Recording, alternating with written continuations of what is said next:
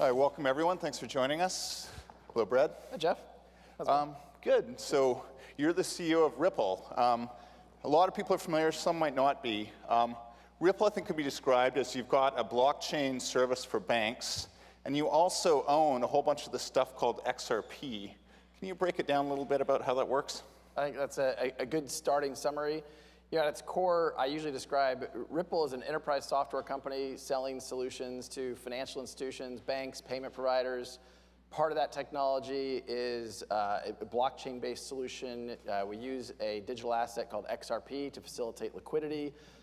We have a series of products we sell into that market, and we've been fortunate. I think we've focused very clearly on one vertical, payments, and particularly cross-border payments. I think from that focus, we have been able to generate a lot of traction. We have over 100 banks that we're working with around the world, and we're excited about how it's going. And what about the XRP? Because you've often said it's integral to the plan. Banks are going to use it. Western Union's going to use it. And yet, there's been some reports that this stuff it's the third most valuable cryptocurrency out there, but is there really a real-world use for it? So one of the things I will start by saying, I think it's really important to understand the distinction between what Ripple is as a company and XRP is as an open-sourced, decentralized technology. And I think a lot of people conflate those. In fact, people have accused us of intentionally conflating them, and then we'll call them and say, no, please correct your story to separate. They're like, no, people don't understand the difference. Like, no, let's be clear. Ripple is different than XRP. We use XRP we build tech solutions on top of it. The primary product that we use today is called XRapid. And the way banks work today, if you're the bank of Jeff and I'm the bank of Brad, if we have a bilateral relationship and I've pre-funded dollars and I have, let's say, pesos, then we can settle using a product we have called XCurrent, and that's fiat to fiat. If we don't have that relationship, either I have to spend months to set that up, and then I have the capital costs of having dormant capital parked there. I've got the compliance costs of monitoring. Is the bank of Jeff a legitimate, ongoing, trusted bank? Certainly it is. Always. Or you can fund real-time liquidity. And what that looks like, and we've talked a lot about our results from XRapid. We've tried to be very transparent about its early days. We certainly acknowledge that we're on kind of mile one of a 26-mile race. But we also think we're really the only people that have passed the starting line. Like, we have real production use of our products, and we're seeing real savings from the customers that have used XRapid. Let's drill down on it a bit. Who exactly is going to use it? So it seems big banks, like a bank, Chase wants to deal with a bank in London to move pounds and dollars around. No need for XRapid. You're talking about the more sort of far-flung places where they might not have a correspondent bank or they don't hold the local currency, so they're going to use this stuff instead? Yeah. So give me a specific example of who's going to use it. So one of the things we've always said is I don't think banks will be the first customers. We've talked about payment providers, and so we have run pilots out there with the MoneyGrams, Western Unions, Mercury FX, Qualix, a couple of others. And those are payment providers that have massive treasury operations. Using one random example, you have a payment provider that has hundreds of millions of dollars of negative working capital because they've taken their dollars or their pesos and they've pre-funded it, and they've pre-funded the account, so they go into Mexico. Once a week, let's say, they'll wire $10 million to Mexico and then debit along the way. Now, sometimes they overfund, sometimes they underfund. The ability to have real-time liquidity is transformational. The global pre-funded, what are called Nostra-Vostra relationships, it represents something on the order of magnitude $10 trillion. If we can make that more efficient and more useful, we can actually accelerate the engine of commerce kind of on a global basis. Ripple, from its earliest days, has talked about how do we enable an internet of value, and really enabling payments to move the way information moves today. And I think that's pretty dramatic. So drilling in, we've seen pilots with, I think, 6 different payment providers. I have publicly said we expect this year for at least one bank to use XRP in their payment flows, to use XRapid. Are you sticking to that this year? 100%. Okay. And the reason is, just to boil that down a little bit, it's faster, it's cheaper, and so a little bit like, why wouldn't someone use it? And to your point, I don't think JP Morgan Chase, they're one of the largest liquidity providers on the planet. Citibank's one of the largest liquidity providers on the planet. So do I think, for a dollar yen, dollar euro, no. But look, if you go talk to a lot of banks around the world, they're paying Citibank for liquidity. They're paying JPM for liquidity. And if they can then use a product like XRapid to fund real-time liquidity into, let's say, the Philippines, into Brazil, that's a big shift for them in a very positive way. So you're talking about a bridge currency that maybe local market makers will use. Okay, maybe we buy that. Here's the other thing, though. The price of XRP this year has ranged from 50 cents to $4. Isn't the whole purpose of a bridge currency you need something stable? How do you account for the volatility? That is, I think, well, I'll start by saying there's a lot of misinformation in the market. And I think, as I'm sure we'll talk about as we're up here, I think in some ways you have these kind of holy wars playing out. One of them is this idea that, hey, these things will never solve payments problems at scale because of the volatility. Let's think about that for a minute. So I can enable an XRP transaction in 3 seconds, and so I have to take the volatility risk of XRP for 3 seconds. Or I can use fiat and use a wire transfer, and I'll say through SWIFT, and that usually is about 3 days. 3 days is 270,000 seconds. So it's almost 100,000 seconds, 100,000 times longer than an XRP transaction. The way you calculate volatility is volatility times time. So if you reduce the time by a dramatic amount, even if the volatility is a lot higher, you actually have less volatility risk through an XRP transaction than you do a fiat transaction with SWIFT. Now, the other thing I'll point out is, people will say, well, couldn't XRapid use Bitcoin? And the answer actually is it could. And we've even thought about, architecting the product. There may be circumstances where we would use that because of liquidity. But a Bitcoin transaction today, on average, takes about 45 minutes in, 45 minutes out. So you're talking about an hour and a half of volatility risk as opposed to 3 seconds. So we think XRP is very uniquely positioned to solve that cross-border payments problem. Yeah, you make the theoretical case well. However, the CEO of Western Union told one of my Fortune colleagues last week that they've dabbled in this stuff, and they're not sure. They take it or leave it. No advantage. Do you have a rebuttal to that? Yeah, I think my first thought is Western Union's been around 100 years. And so the way I think about this is they've been around 100 years. They have spent 100 years optimizing their treasury operations. In 6 months, we launched a product and made it as efficient as what they have optimized for 100 years. So on one hand, I would say, yeah, Western Union has spent a lot of money to optimize their treasury. I think if on V1, actually kind of V.9, because they were using a beta pilot on this, for us to match what they have optimized and they spend a lot of money on is a pretty good start. Now, the second thing I would say is, to some degree, it depends how you calculate these things. Western Union is still they have negative working capital. They're still pre-funding and holding that dormant capital. So when they talk about that comparison, they're talking about FX. And I look at it and say, well, wait a minute, there's a cost of capital you have to include there as well. And so, and I think Western Union, the CEO said, look, we don't see a cost savings, there's a lot of speed savings. And that still is an improvement. And I think over time, you're going to see if it's a better product at a better price. I'm excited about the future. Okay, so wait and see. Let's turn to XRP. You make the distinction between Ripple and XRP, but the reality is Ripple owns a big mass of it. They own, I think, more than 50% of it. And they're releasing some in escrow every month. What's going on with that? Are you, the sales, are you changing your strategy there at all, or? No, we've been very transparent.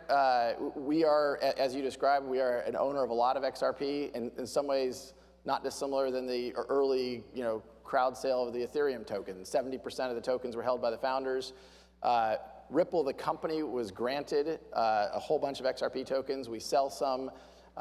We use some as incentives in the marketplace to get customers engaged and even market makers to make very tight spreads. There's a flywheel and network effects, and once you get that moving, there's some significant efficiencies that can be driven.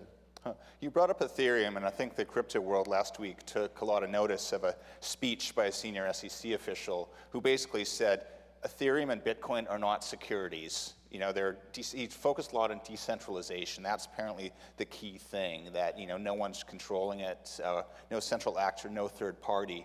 Now I want to read you, he didn't bring up Ripple, but I want to read you something. This is what he said.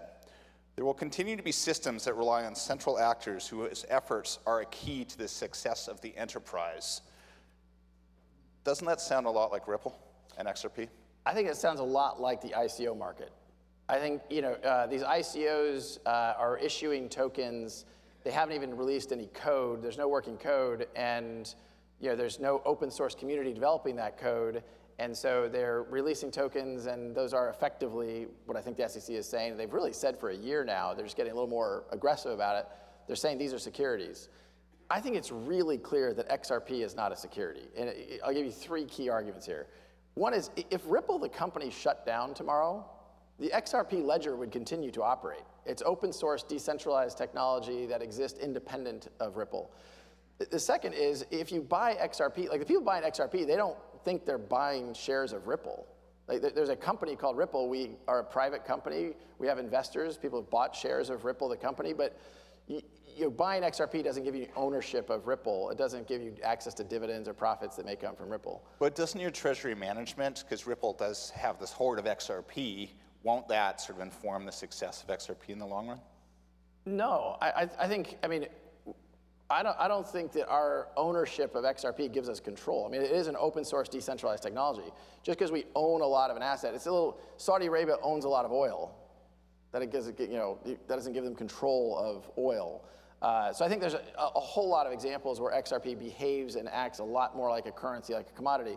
The third point, if the first one is it exists independently, the second one is it's the ownership point, and the third one really back to utility. XRP is solving a problem. Securities there's no utility in a security. So, look, I think the SEC, I look forward to them clarifying some of these things. I thought them announcing that Ether was not a security was actually a positive thing for the industry, for sure.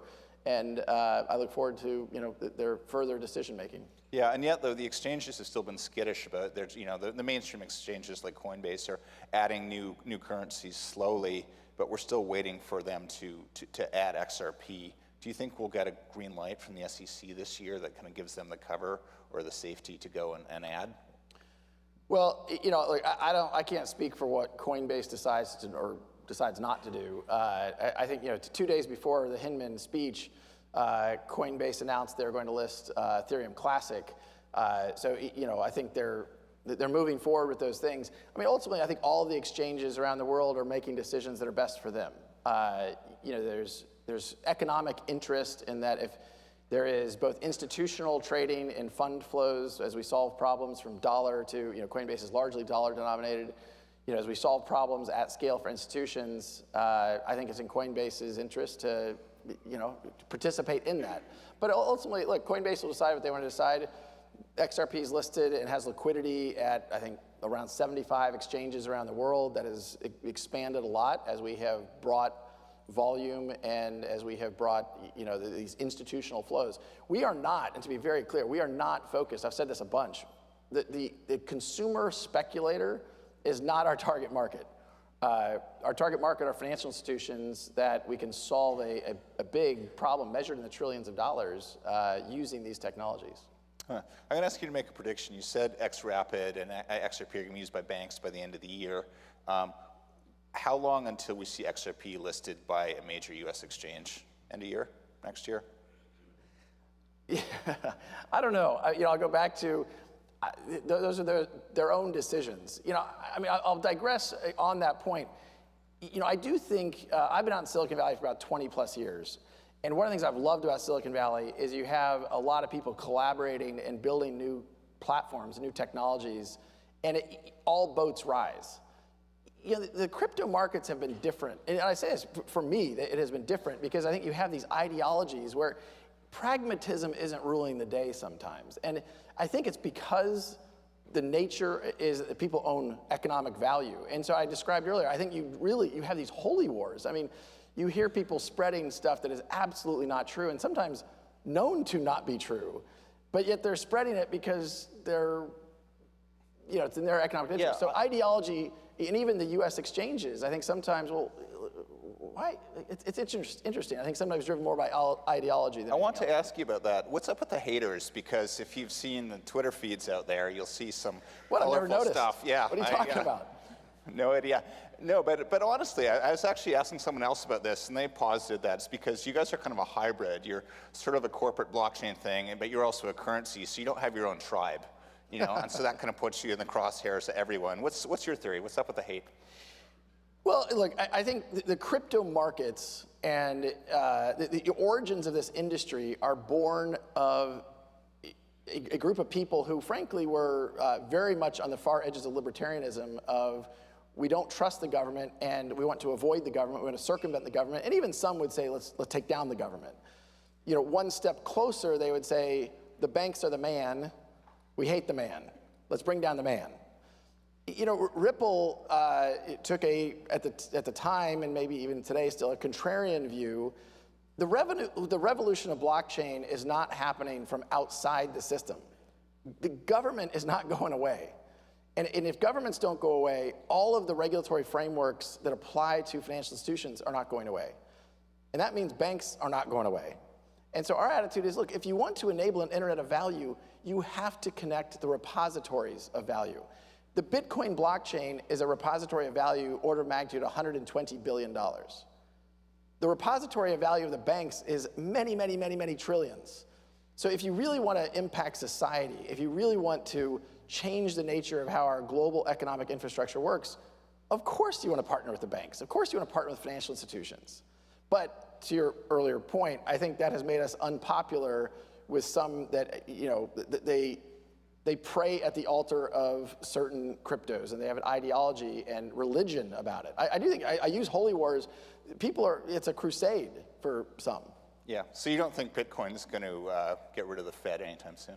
I don't think Bitcoin's going to get rid of the Fed anytime soon. But although, can I interject, also, because I do pay attention sometimes to what the community says. You know, last week I was quoted as saying, Brad Garlinghouse is out bashing Bitcoin.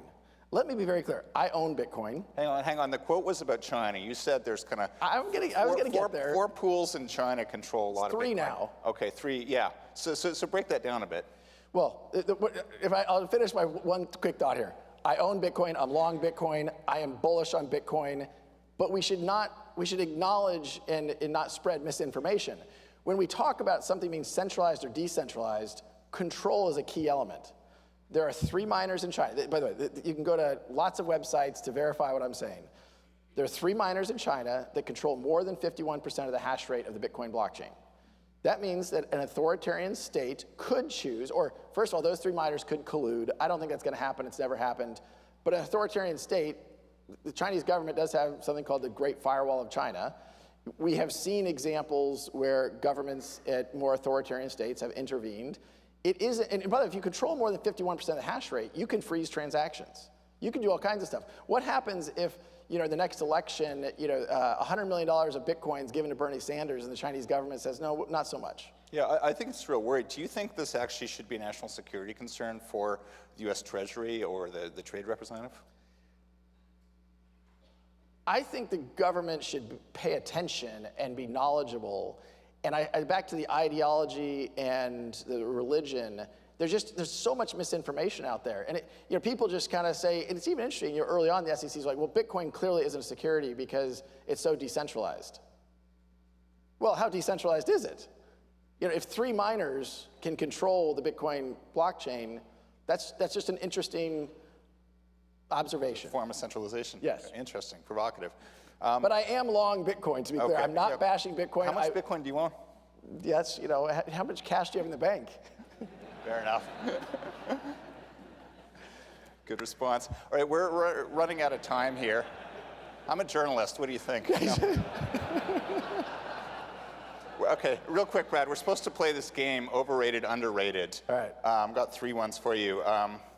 The SEC. Underrated. Okay. I think the SEC, I mean, look, Ripple has been working with regulators around the world for a long time, and I want the SEC to be clear. I want the SEC to be assertive. I think once we go out to the ICO market, I mean, you and I probably talked last summer. I think, very early in the community to say, look, I think a lot of these ICOs are fraud. It turns out a lot of these ICOs are fraud, and I think agencies like the SEC should absolutely be getting involved. And so I say that they're underrated. I think they have a role to play here. Second one, overrated, underrated. EOS. You know, my honest answer, I don't know. I just don't know. I'm sure many of you are aware, you know, a $4 billion ICO, like, wow. Okay, final one. The Ethereum developer community called Consensus in Brooklyn. Overrated or underrated? Well, some of you were, Joe Lubin was out here yesterday and said Ripple's way overrated. So I guess, look, back to the Holy Wars, I want them to be successful. I don't compete with them. Like they're working on, I mean, they have experiments, and I mean experiments going on in lots of verticals. Are they overrated? No, I'm excited for them. They're underrated. Okay, very diplomatic. Okay, looks like we're out of time. Oh, I mean Thank that. you, everyone. Thank you, Brad. Good to see you.